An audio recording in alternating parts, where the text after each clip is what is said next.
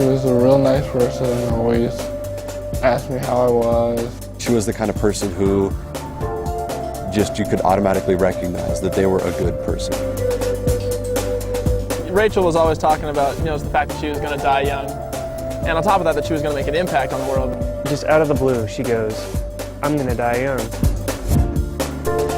I had this vision of the eyes of a girl, and out of those eyes were coming tears, and the tears were pouring to the ground.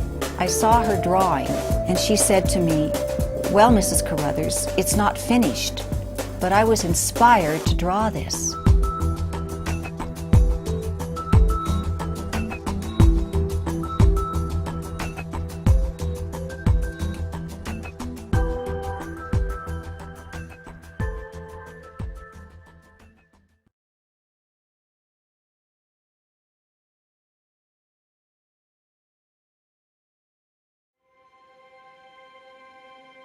I've always been drawn to hands.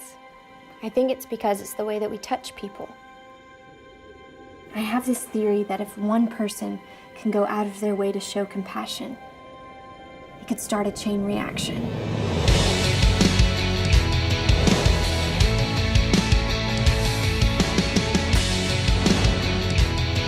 Sometimes I don't understand why having a walk with God is so hard for me. Why do you hang around those guys? They're bullies. Is that what you want to be known for? Later, lame-o. I'm not like my friends. Are you spiritual or something? I just want to live my life for Jesus and care about people. Hey, can I help you? No. Come on, you must need something. I can take care of myself. I'm not so sure. What's up, Four Eye? Yeah. I thought it was going to be different this year.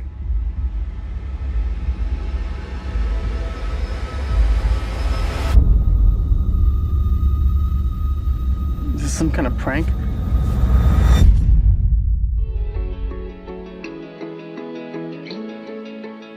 I want to be a light, but it feels so dark. Life's gonna be hard sometimes, but he's there. As hard as that is to grasp, he's in control. Never gonna change what's happening in there.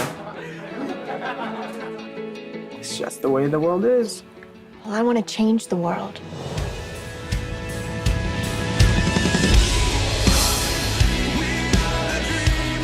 Compassion is the greatest form of love that humans have to offer.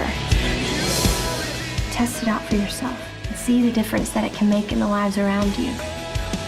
Tomorrow's not a promise, but it's a chance.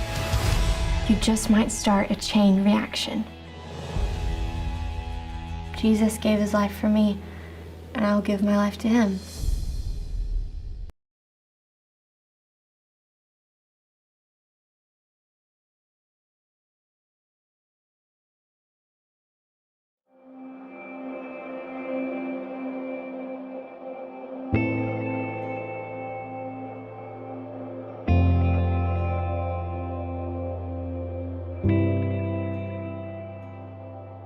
"71% of students report bullying as being a problem in their school.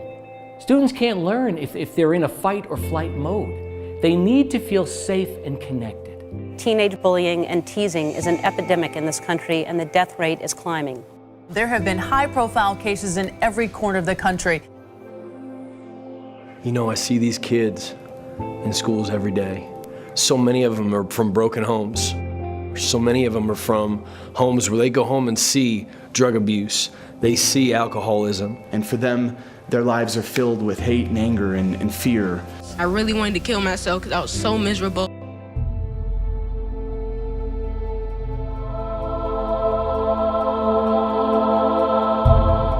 I was like, "What is it?" And he said, "Well, I can't really describe it to you." He said what they're doing is they're doing presentations in schools all over the country. And the story that they're telling is making a tremendous impact.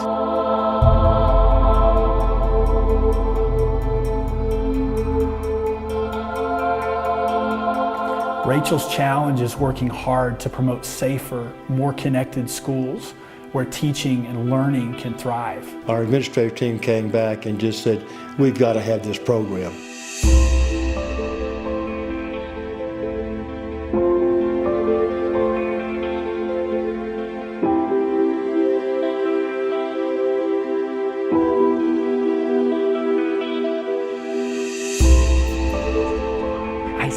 auditorium and I watch the impact that Rachel's story has on these students. 2,000 students sit in the gymnasium, quiet, respectful. No matter the audience, the reaction is always the same. Some of the toughest guys I know were impacted by Rachel's challenge in a very positive way. You could feel it that, like, man, this was, pretty much hitting everybody on the heart.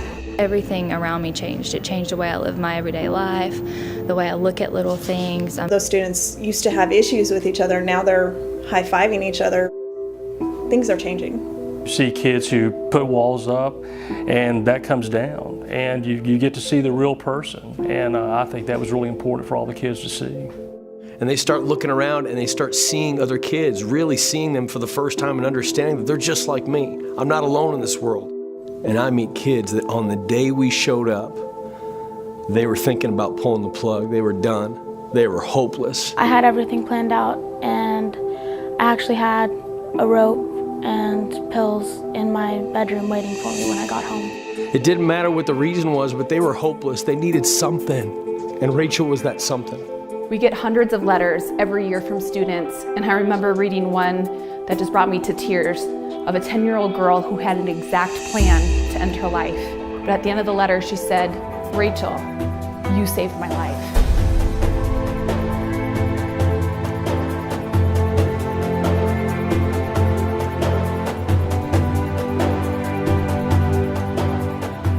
And so many adults I meet, they'll say our kids today, they're lost.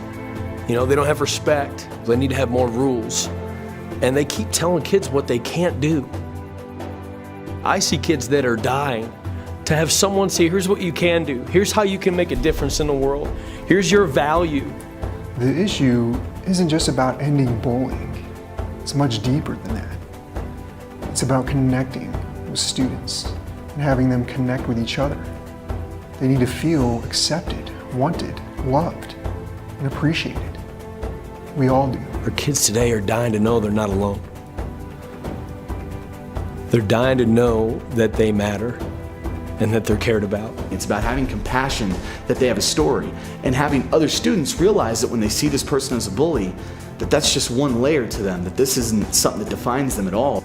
Since Rachel's challenge arrived, you can feel, you can see, you can taste the difference. We found that there's been a decrease in the number of bullying taking place in the school as a result of Rachel's challenge. And Rachel's story was that huge thing for them that made the difference, that helped them turn the tide. And they went from hopeless to hopeful that not only their life would mean something, but that they could make a difference in someone else's life. That's the magic of Rachel's story.